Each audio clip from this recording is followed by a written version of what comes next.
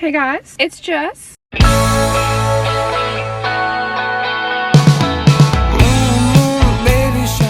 Welcome back. Good morning, good morning. It is 8:30 on a Monday morning and we are dressed and ready to go because I'm doing something exciting today.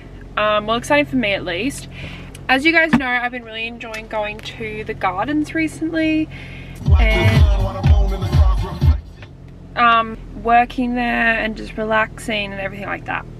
Anyway, I want to do that again today because I've still got some work to do, but I thought it would be fun to try a new garden to go to. So I googled other botanic gardens around me sort of, and the one that came up, well, there was a few that came up, but there's one at Mount Tambourine apparently.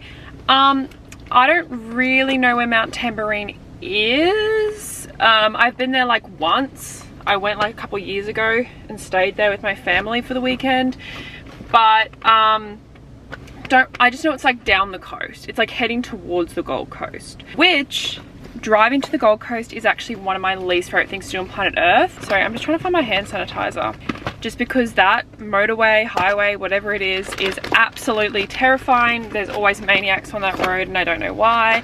But yeah, I hate it. I've done it a million and one times, so like I know I can do it, but it's just always like quite scary for me. But I thought, what a fun little independence challenge to do. Not only are we trying out a new garden today and going out of the city, which is very scary for me, we also have to drive on my least favorite road. Great. So I'm actually excited because I reckon, you know, we'll do this, we'll be right. But it's probably gonna be like an hour, and well, knowing my driving, it'll be like an hour and a half to get there. So a little bit of a long drive for me. I know it's probably not a long drive for a lot of you, but everything I do is in the city. So long drives for me are like half an hour. Where is my hand sanitizer? Anyway, first things first, as always, I have to start by getting petrol, which is a least favorite task of mine. I hate getting petrol, but we do it anyway because we like to have a car that works. So luckily there's a nice petrol station on the way. So I'm going to go and get that, and yeah, let's get going. Oh, actually I haven't even done my playlist yet, so I'm going to do my playlist and then we'll get going. Alrighty, we've got our fuel and we're on our way. I got some more. I haven't packed any meals today because I was just a bit lazy, but I did like pack a bunch of snacks and everything. But I got some more snacks at the gas station because I don't really know what's better than snacks at the gas station. I don't think anything really. Not that it's exciting, I just got some bars and stuff, but whatever. Anyway, the lady was so nice at the gas station, like she really made me happy. Anyway, we're on our way now. It's estimating 1 hour and 4-minute drive, and I doubt it's gonna be that quick for me, but that's all right. I literally cannot see a thing, but we're going. Woo! Yeah, so let's do it. I've got my playlist going, guys. It's just all T-Swivel. Prepare to continue straight in 850 meters. It's all T-Swift today. I just feel like a good T-Swift drive will do me good. Get back. Should've said no. Should've said no. Was it worth it? We're here. I can't actually remember what time I left to drive here. Let me have a look. So it took me about 1 hour 20. I only made one wrong turn right at the end there. I accidentally just didn't turn into the driveway here and just kept driving. But, you know, that's pretty good. Some crazies on the road though. There was like these 3 trucks having like a testosterone off. And I don't know what they were doing, but they were really scaring me. And then I kept trying to get around them, but then they would just speed up. Yeah, anyway, whatever. It's hard when you want to get around someone but also you don't want to speed. Like, it's like, what do I do? Yeah. Anyway, we're here now. First order of business is to find a bathroom. We need to pee. We drank our morning coffee on the way here. So we're gonna do that, and then we're gonna try and find a table, get set up for the day. There's a fair few cars here, but like not major, so hopefully I don't really know like the setup of those botanic gardens. But yeah, let's go. Turn up your alarm clock. We won't need it in the morning. We will wake up. Just hold up all your problems. We don't need them now. There's so much time to take up. Daylight turns to twilight. If you feel like you wanna go all night. Got my little spot all set up here, guys. By the beautiful lake, and like the Japanese gardens are just there. So stunning. Anyway, I'm just editing my Instagram reel at the moment. I'm gonna have one of my snacks because I didn't really have a very good breakfast this morning. Because A, I didn't really have any food, and B, I was wanting to like get going. I think I'm just gonna have this peanut butter protein bar. I love these bars. So I'm gonna eat this and do some editing. Let's forget about a day. Living in the moment for a change. We don't need to fight it all alone. When we get back home, just hold each other close. We can fall into a super where memories are smoke. Cause daylight turns to twilight. If you feel like you wanna go all night, just lose yourself tonight. Feel the morning sun arise. We don't have to fight it. I finished most of my work, and it's 12:30. So I thought I popped most of my stuff back in the car, and I'm currently just going to go for a walk around the botanic gardens here, see what they're like. Currently on the rainforest trail. Sort of spooky, to be honest, but out of all terrains, like I love rainforest stuff, so it's really nice. Listening to a really interesting podcast while I was doing my work, and I posted it to my Instagram, so some of you may have already seen it. But it was a TED talk. I'll link it below. Look how stunning. Beautiful. And it was talking about anxiety and depression, and it was only 20 minutes. It wasn't very long, and yeah, it was really fascinating. And one of the things that he really centered on, how like getting out into nature and the natural world really helps anxiety and depression. And I fully agree, like with my anxiety being so bad recently, which I'll talk to you guys a bit more about later,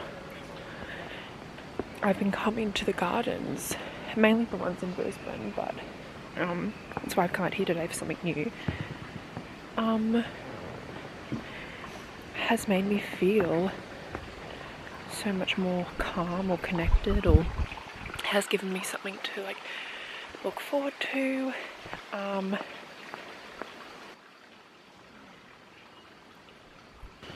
There's a sign here saying look out for snakes.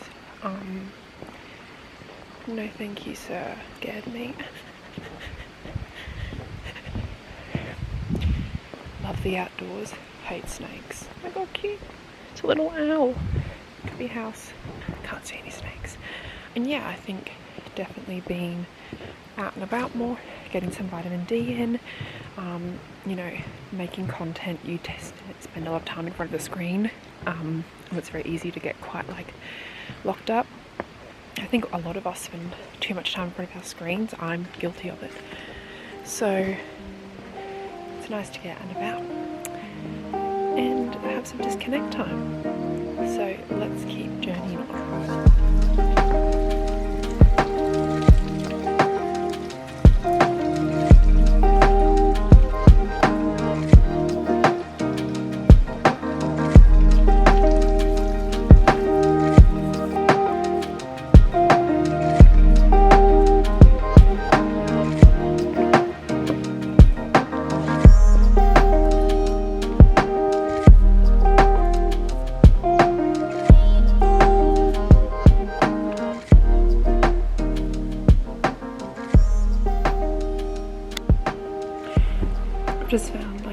my little spot.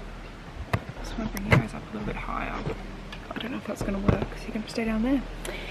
Oh, actually, I can put you guys here. That's convenient. Got this cute little rotunda here. I'm just chilling in. It's quite breezy. But it's quite hot, so it's nice to just sit. I want to talk to you guys a bit more about the anxiety that I've been suffering with a lot recently. Because it's something that, although I've struggled with anxiety and depression since I started my channel, this anxiety that I have at the moment is so different to what I was feeling when I was deep in my eating disorder. And it's something that before I got discharged from my eating disorder program, I did talk to my psychologist about a bit, and she said, you know, obviously, like, you don't want to feel anxious like this, but she said, you know, to me that's a good sign, because it shows me that your brain is not as preoccupied anymore with the eating disorder, that you're actually able to let other emotions in, let other feelings in that then obviously give you anxiety, but you're not so preoccupied anymore. You can actually feel these different emotions. And I thought that was a really, although like I don't want to live with this anxiety, it was sort of a nice way to look at it. Obviously everybody gets anxious, we all feel anxious at times, but yeah, for me my anxiety has been really bad recently for like a multitude of reasons. I said this a few times, like there's a lot going on in my personal life at the moment that is a lot, and that maybe I'll share with you guys later down the line, but at the moment I don't really think that I should, just because obviously it involves other people, and it's all stuff out of my control, and that's what makes anxiety so hard to live with, because I'm so anxious about all this stuff, but it's so out of my control that I literally can't do anything about it. I just have to sit in this anxiety or find ways to like help it. And I've spoken to a lot of people who've suffered with anxiety, people who like help with anxiety, friends, family, all this stuff. And you know, one of the things my friends keep saying to me is like, you know, what's the evidence? You know, like I'll express that I'm anxious about a particular issue, and they'll be like, well, what's the evidence that's truthful? Like, they're like, I don't see any evidence, so what's your evidence meaning that's truthful? And I can't present that evidence to them, which is good. But that, I think that gets to a point where it just gets exhausting to think about all the time. So the new thing that I'm trying is, and this is one thing that a friend of mine told me, and it was to like put yourself in the other person's shoes, or like the other situation, like the situation's shoes, I guess, that you're anxious about, and think of all of the things that you think would be truth over what you're anxious about. So this is just a random example. So I guess if you were anxious about someone, I'm trying to think of an example that's like not too close to home. So let's say you're messaging someone, blah, blah, blah, you're messaging a friend of yours, and then they don't reply to something that you said, and you're like, oh my god, like my anxious brain would go, oh my god, that was so like, oh my god, I wasn't funny enough, they don't like me anymore, like, why did I say that? Oh, I look like an idiot, I look needy, I look, you know, like a try-hard, blah, blah, blah, like, no wonder they're not replying, they don't want to be friends with me, and all this stuff. And that's the spiral I'll take myself down. And that is, I do that all the time with friends, with family, with like people I know who like wouldn't do that to me. I know that, but my anxiety doesn't. Anyway, how to like combat that, and like what I've been trying to do is like look from their perspective. Say they've left you on red, you know, so you know they've seen the message, or they've been active since you sent the message or something like that, and they haven't replied to you. Okay, so they might have gotten a phone call as soon as they read the message. The message went off the screen, they've forgotten about it. They got distracted. They didn't really have anything else to say, especially if it wasn't a question, like they didn't have anything else to say. They got another message at the time. You know, message notifications get pushed down once you've opened a message. Like, even if you meant to reply or not, you're not going to get a notification that you haven't replied. Their phone ran out of charge. You know, all of these things that are possible to happen. And you use that aligned with this person's or this situation's past experience that you've had with them.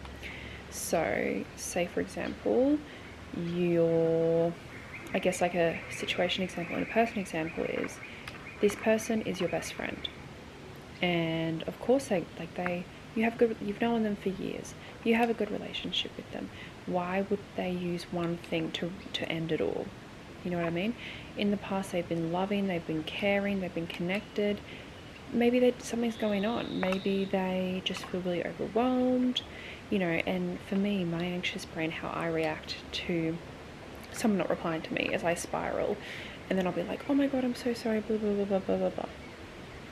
And I have to step back and be like, okay, so that would overwhelm them. Let's just wait it out and see. And like an example of a situation, say I'm trying to think of one. I use it more for personal things rather than situational things, guys, but I know you can use it for situations.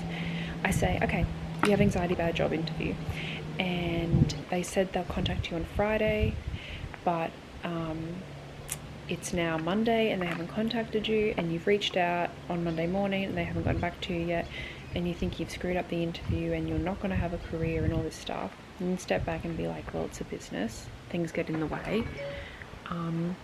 Especially in this climate, the person who was supposed to contact you was sick today and they couldn't get onto their work emails. They had an emergency work meeting. They have really high caliber candidates, so they're taking a while to like decide who they hire. It's all of those things that just sort of like, it's almost like an eating disorder recovery when you do opposite actions, but it's like opposite thoughts. Like, you know, the people in your life, unless they've shown evidence to be in the past, aren't malicious. And I think people with anxiety and stuff like that, we tend to believe that if we stop trying, nobody will love us or anything like that. And I think something that's really, I'm trying to like recognize that people still like me even if they're not messaging or even if they're not doing all this stuff. And even if people do something wrong, you know, if a friend really screws you over on something, it doesn't mean they're a bad person. It doesn't mean the friendship's over forever, even though your anxiety, you know, I've had a situation recently where like something shitty happened and I have had a lot of anxiety because it's upset me a lot that this situation's happened between me and this other person. But I don't think that person's a bad person.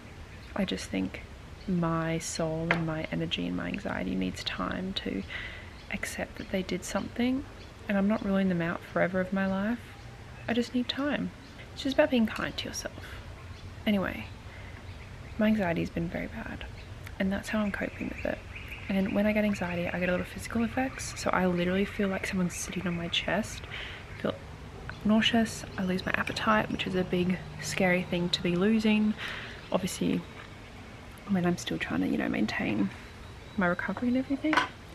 So taking some time out for me has been really vital, and I think like coming to places like this is really important. And as I'm wandering around, I'm just thinking whatever comes to mind, whatever I'm anxious about, thinking about those opposite thoughts. And if you can't do that, what I also do sometimes, I'm just like, do you know what? I don't know what's going to happen. I'm going to find out eventually though, you know? I can manifest, I can plan, I can do all this, but I don't know the future. So what will be, will be.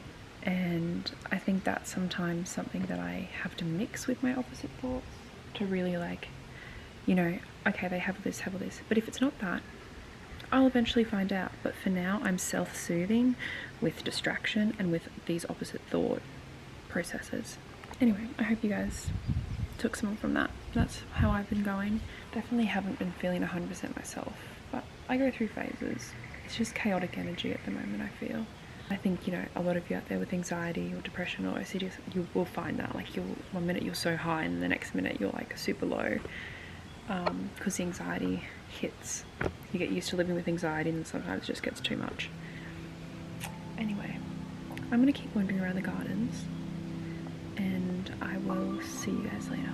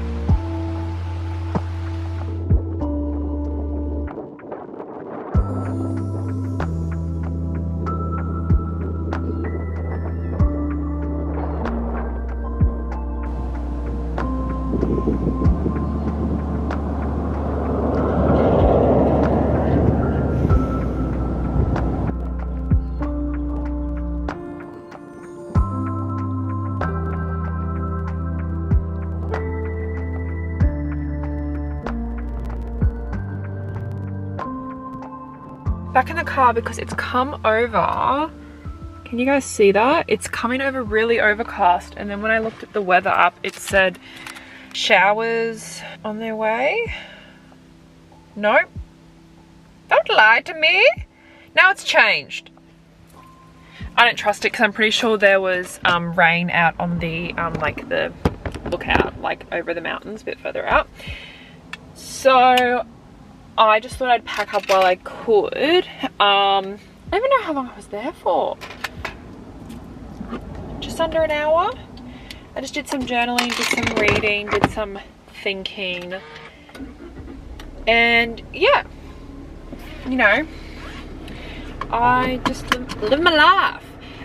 Anyway, it's currently 2:15 and like I don't want to go home yet, but also I am sort of running out of things to do. So what I thought I might do is I sort of want ice cream, so maybe we'll go back up to Gallery Walk. Gallery Walk at Mount Tamborine is like the big, like, not big, it's like a strip of like shops and like little like small businesses. I drove past it before, so I might go back up there, get an ice cream and see what we vibe.